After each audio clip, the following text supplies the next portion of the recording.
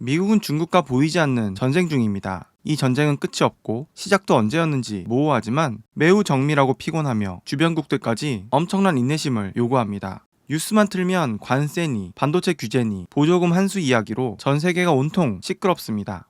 아마 여러분도 이런 생각 한 번쯤 해보셨을 겁니다. 아니 반도체나 바이오 규제, 배터리는 대기업이나 관련 있는 거지 당장 내 직장이나 내 생활이랑 이게 무슨 상관인데? 뭐하러 전 세계가 이 난리를 쳐야 되는 거야? 제발 이제 그만 싸우고 예전처럼 편하게 무역하던 시절로 돌아가면 안 되나? 전 세계 여러분 기뻐하십시오. 트럼프의 임기가 2029년 1월이면 끝납니다. 이제 불과 2년 5개월만 참으면 됩니다. 매일 날짜를 세면서 올해 말 미국 중간선거에서 공화당이 패한다면 국정 동력을 상실해 무려 레임덕이 일찍 올 수도 있겠죠. 그럼 모두가 행복해지겠죠? 정말 그렇게 생각하시나요? 트럼프 이후의 질서는 다시 글로벌리즘이 대두되겠죠? 온갖 희망의 호로를 굴려보는 소식들을 접하시겠지만 솔직히 말씀드리면 죄송하지만 예전으로 돌아가는 일은 이제 사실상 불가능합니다. 과거의 세계화가 누가 더 싸고 효율적으로 만드느냐의 경제 논리였다면 지금의 글로벌 공급망은 누가 핵심 물자를 통제하고 지정학적 초크포인트를 쥐고 있느냐 하는 단순한 무역전쟁을 넘어 철저한 안보 논리로 바뀌는 페이지 2로 바뀌었기 때문이죠. 반도체, 조선, 바이오, 그리고 해상 물류망까지 뒤흔들고 있는 이 거대한 질서의 변화가 과연 언제 끝날까요? 벌써 관심사인 미국의 다음 대통령 예측과 트럼프 이후의 세계의 질서는 어떻게 흘러갈 것이며 한국과 우리의 방향은 도대체 어디로 정해야 할까요? 여러분도 한 번쯤 고민하셨다면 이번 영상의 흐름을 끝까지 놓지 않는다면 자산관리와 처세에 유익할 것입니다. 다시 읽는 사회과부도 지금 시작합니다.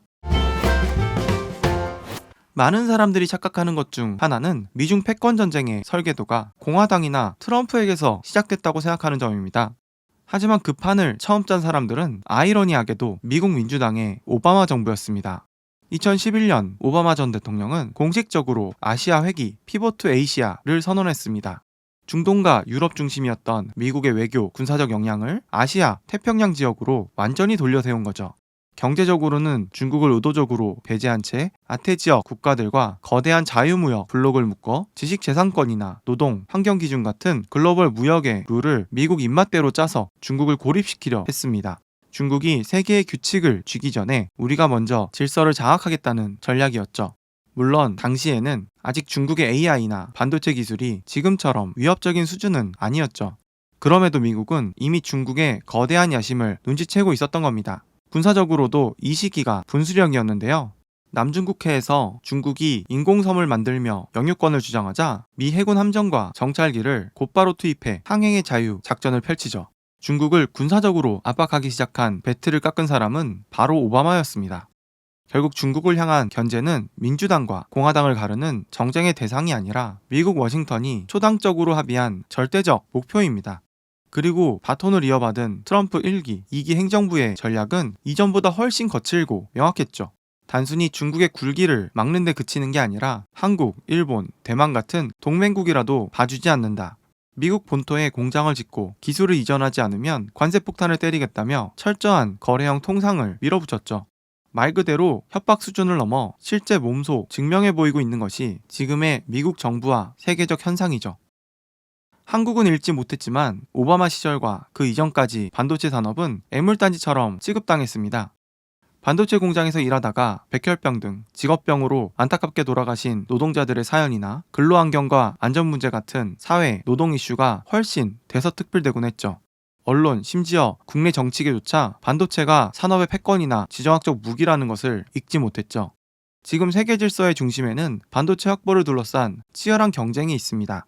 반도체는 21세기에 석유가 되었고 과거에는 자원을 쥐고 있는 나라가 세계를 지배했다면 이제는 최첨단 반도체 기술과 생산망을 가진 나라가 미래 산업과 국가 안보를 통제할 수 있고 주변국들이 함께 비즈니스를 하고 싶어 합니다.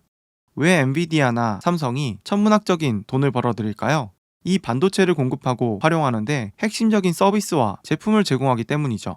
스마트폰과 전기차는 물론 현재 전 세계를 뒤흔들며 마치 과거 온라인 검색 시장이 그랬듯 비즈니스뿐만 아니라 거의 모든 사람들이 사용하고 있는 생성형 AI를 학습시키고 구동하는데 천문학적인 연산을 처리할 수 있는 AI 반도체는 필수적이며 이것은 안보에도 치명적일 만큼 중요합니다.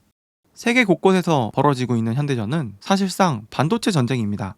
스텔스 전투기나 정밀 타격 미사일, 무인 드론, 정찰 위성에 이르기까지 모든 첨단 무기는 고성능 반도체와 이를 통해 구현하는 AI에 의해 궤도를 수정하고 목표물을 정밀 계산하여 타격하고 있습니다. 무기의 양보다 효율이 승패를 가르죠. 만약 전시 상황에 반도체 공급이 끊기면 마치 백신 없이 바이러스에 걸린 퍼스널 컴퓨터처럼 마비 상태가 되어 아무리 경제력이 큰 국가라도 무기를 생산하거나 통제할 수가 없어 순식간에 국방력이 무너집니다. 따라서 미국의 목표는 단 하나입니다. 최첨단 반도체 생산 기지를 완벽하게 미국 영토 안으로 가져와 안전한 상태를 확보해 번영을 유지하는 거죠. 그런데 이게 문제가 복잡했습니다. 지난 영상에서 다루었듯이 중국과 촘촘히 얽혀있는 부분이 너무도 많았고 이 실타래를 풀기가 매우 까다로웠다는 거죠. 중국은 일당 전체주의 국가라는 걸 전 세계는 망각하고 있었죠. 그 결과 등장한 트럼프 1기 때는 갈등이 최고조에 달했고 정말 공포 그 자체였죠. 미국 민주당 출신이 대통령이 되었으면 평화로웠을 텐데 과연 그럴까요? 바이든 행정부도 반도체 안전망에 사활을 걸었습니다. 한국의 삼성전자는 미국 반도체법이 도입되자 텍사스 테일러에, 대만 TSMC는 애리조나 피닉스에 도합 수백억 달러의 거대한 반도체 단지 투자 계획을 발표합니다. 대만 TSMC는 더 나아가 일본 구마모토에도 1공장에 이어 2공장 건설도 추진 중이죠. 일본도 반도체 공장을 뒷받침하는 소부장 중심으로 미국 현지 거점을 강화합니다. 그런데 미국 현지의 인건비와 자재비가 폭등하면서 공장 투자비는 초기 예상했던 170억 달러에서 400억 달러 이상으로 수배 치솟습니다. 이것은 미국 본토로 향한 투자비와 자금이 미국의 경제적 호황과 고급 일자리 창출, 첨단 인프라 구축의 원동력이 된 거죠. 여기에 트럼프 2기 행정부는 보조금 지급 조건을 더욱 정밀하게 가다듬습니다. 초과이익 공유제를 통해 수익이 나면 미국 정부와 나누어야 하고 가드레일 조항을 통해 향후 10년간 중국 공장의 생산 능력을 5% 이상 늘리지 못하도록 확정지었죠. 이것은 동맹국의 기업들에게 정책 방향을 제시한 겁니다. 이렇듯 한국과 대만의 반도체 기업들은 미국의 공장 이전과 가드레일 압박이라는 재무적 리스크와 중국의 원자재 공급 차단이라는 생산 리스크, 거기에 국내 정치적 압박까지 삼중고를 동시에 겪으며 국가 경제를 책임지고 있는 셈입니다. 이에 맞서는 중국의 반격도 매섭습니다. 중국은 반도체 핵심 장비인 노광 장비를 수입하지 못하게 되자 반도체와 첨단 무기를 만드는데 필수적인 원자재를 무기화했죠. 지난 영상에서 말씀드렸듯이 중국은 2023년에 전세계 공급량의 98%를 차지하는 갈륨과 게르마늄의 수출을 통제한 데 이어 최근에는 야간 투시경과 철갑탄, 첨단 반도체에 쓰이는 핵심 광물인 안티몬까지 수출 통제 명단에 올렸습니다. 그렇다면 한국과 일본, 대만은 속수무책으로 당하고만 있는 상황일까요? 아닙니다. 오히려 지정학적 위기가 고조될수록 미국 역시 스스로 해결할 수 없는 치명적인 약점들, 그러니까 평화로운 상황에서는 그냥 묻어뒀던 약점들이 속속들이 드러나고 있으며 이것은 동북아시아 3국의 강력한 협상 지렛대가 된다는 걸 알았습니다. 대표적인 것이 바로 해군 함정 MRO 시장입니다. 미국은 세계 1위의 압도적인 해군력을 자랑하지만 조선업은 완전히 붕괴된 수준입니다. 상대적으로 돈이 안 됐거든요. 시간이 지날수록 산업은 사양산업이 되었고 군함을 새로 만들거나 수리할 자국 내 조선업 인프라가 사라진 상태라는 걸 깨달았습니다. 운전을 하려고 차고에서 시동을 걸었더니 차를 계속 수리하고 점검하고 정비하고 부품을 갈아야 하듯 함선도 마찬가지였죠. 실제로 현재 미 해군의 주력 공격용 핵 잠수함 중 약 30에서 40%가 부품 부족과 인력난으로 정비소에 묶여 있습니다. 만약 대만 해협이나 남중국해 또는 한반도 같은 글로벌 핵심 초크포인트에서 무력 충돌이 발생해도 파손된 미 군함을 태평양 건너 미국 본토까지 끌고 갈 시간이 없습니다. 따라서 전장과 가장 가까운 곳에서 군함을 즉각 수리할 수 있는 인프라가 필수적이죠. 이것이 동북아의 수리시설을 강화하려는 주된 목적이죠. 그래서 미 국방부는 미국의 법적 장벽을 우회하면서까지 군함 정비 협약을 맺고 한국의 하나오션이나 HD 현대중공업 그리고 일본 조선소에 미 칠함대 소속 군함 수리를 통째로 맡기는 겁니다. 심지어 국내 조선사가 미국 필라델피아에 있는 현지 조선소를 직접 인수하며 미국 방산시장의 핵심 심장부 역할을 맡게 되었습니다. 정치적으로는 마찰로 보이고 약간의 정체는 있어도 하나의 흐름은 계속됩니다. 반도체, 조선업만 그런 게 아닙니다. 바이오 산업에서도 지각 변동이 일어났습니다. 미국은 중국의 우시앱텍, BGI 등 주요 바이오 기업이 미국인의 유전자와 의료 데이터를 수집해 안보를 위협하고 있다고 봅니다. 이들과의 연방 계약을 2032년까지 전면 차단하는 생물보안법을 시행했죠. 그 결과 글로벌 제약사들이 중국에 맡기던 위탁개발 생산 물량이 대거 이탈했고 세계 최대 규모의 생산력을 갖춘 한국의 삼성바이오로직스와 일본 후지필름, 다이오신스 등 동북아 동맹국 기업들로 일감이 몰려드는 겁니다. 인공지능 플랫폼 및 빅데이터 주도권에도 틱톡 강제 매각 금지 법안 추진, 중국산 AI 알고리즘의 안보 위협 제기, AI 윤리 및 국제표준 선점 경쟁이 격화되고 있습니다. 통신, 인프라 및 해적 케이블에서도 전세계 인터넷 트래픽의 99%가 지나는 해적 케이블망과 5G, 6G 통신 기지국 장비 시장의 주도권 다툼에서도 하웨이, ZTE 등 중국 통신 장비의 우방국 도입을 전면 금지하고 해적 케이블 포설 사업에서 중국 기업 컨소시엄을 배제하고 있죠. 중국산 태양광셀 모듈에 고율의 징벌적 관세를 부과하고 자국 내 제조업 육성을 위한 보조금을 집행하고 있습니다. 사실 제일 심각한 건 배터리입니다. 현재 글로벌 패권 전쟁과 공급망 리스크의 가장 뜨거운 화약고이자 가장 심각한 병목 구간은 단연 전기차 배터리와 핵심 광물 생태계입니다. 전기차용 배터리 소재, 리튬, 니켈, 코발트, 흑연의 정제 및 가공 시장을 중국이 70에서 90%까지 독점합니다. 미국은 인플레이션 감축법을 통해 중국산 광물, 부품을 쓴 배터리에 보조금 지급을 중단하며 공급망을 차단하지만 중국산 원재료 없이는 전 세계 전기차 생산뿐만 아니라 우리가 쓰는 모든 무선 제품은 올스톱됩니다. 그래서 미국은 동맹국들이 새로운 광산과 정제시설을 짓는 시간을 벌고 있죠. 이렇듯 5대 핵심 산업뿐만 아니라 우리가 사업하는 어떤 것도 이 전쟁에 포함될 수 있으며 전혀 관련이 없어 보이는 모든 것이 연관이 될 것입니다. 이제 반도체 하나에 국한되었던 미국의 공급망 통제 전략은 핵심 산업임에도 미국이 스스로 자립할 수 없는 조선업과 바이오 분야뿐만 아니라 모든 부문에서 한국, 일본, 대만, 3국뿐만 아니라 캐나다, 호주, 남미에 이르기까지 아이러니하게도 초국가적 연합전선을 구축해야만 과업을 완성할 수 있는 새로운 상호 의존의 구조가 자연스럽게 만들어지고 있죠. 이것은 미국의 나토 의존 약화와 탈유럽과도 매우 관련이 높습니다. 다음 영상에서 다룰 거고요. 자, 그렇다면 반도체를 넘어 조선, 바이오, 배터리, 에너지까지 확장된 이 거대한 미중 공급망 패권 전쟁은 과연 어떻게 끝이 날까요? 경제학자들과 지정학 전문가들의 데이터를 모아보면 세 가지 미래 시나리오로 점철됩니다. 첫 번째는 미국이 주도하는 한미일 대만 및 호주, 캐나다 중심의 비중국 공급망 블록과 이에 맞서는 중국 중심의 자립, 레거시 블록으로 세상이 완벽하게 쪼개지는 시나리오입니다. 이 경우 한국과 대만은 첨단 반도체와 바이오, 배터리 초격차를 유지할 수 있고 우방국 간의 자원 동맹은 더욱 견고해집니다.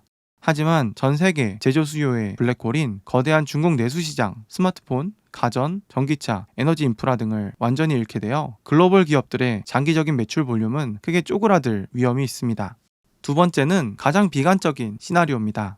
트럼프 행정부가 보편 관세와 강력한 행정명령을 무기로 한국과 대만의 첨단 반도체, 배터리 팹뿐만 아니라 핵심 조선 바이오 기술 및 R&D 인력까지 미국 본토 안으로 강제 흡수하는 거죠.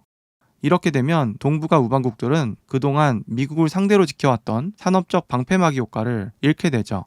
핵심 기술과 고급 일자리가 미국으로 대거 빨려 들어가면서 국내 제조업과 첨단 생태계가 텅 비어버리는 이른바 산업 공동화 현상이 5대 산업 전반에서 동시에 터져나오게 되죠.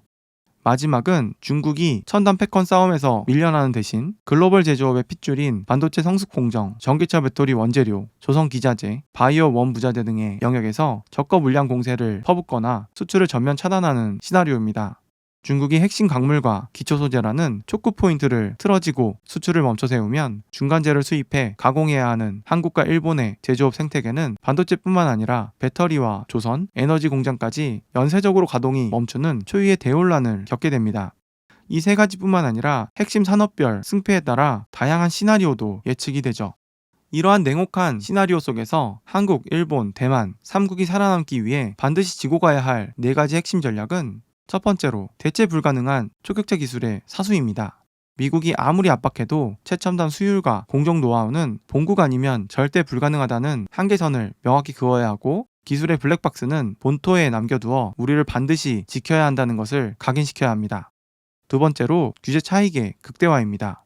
미국의 생물보안법 발효나 인플레이션 강추법 등의 세부 조항 변경을 관심 있게 그리고 심도 있게 공부하고 분석하여 그 틈새를 찾아 중국 기업이 쫓겨난 거대한 시장의 공백을 선점하는 기동력을 발휘해야 합니다.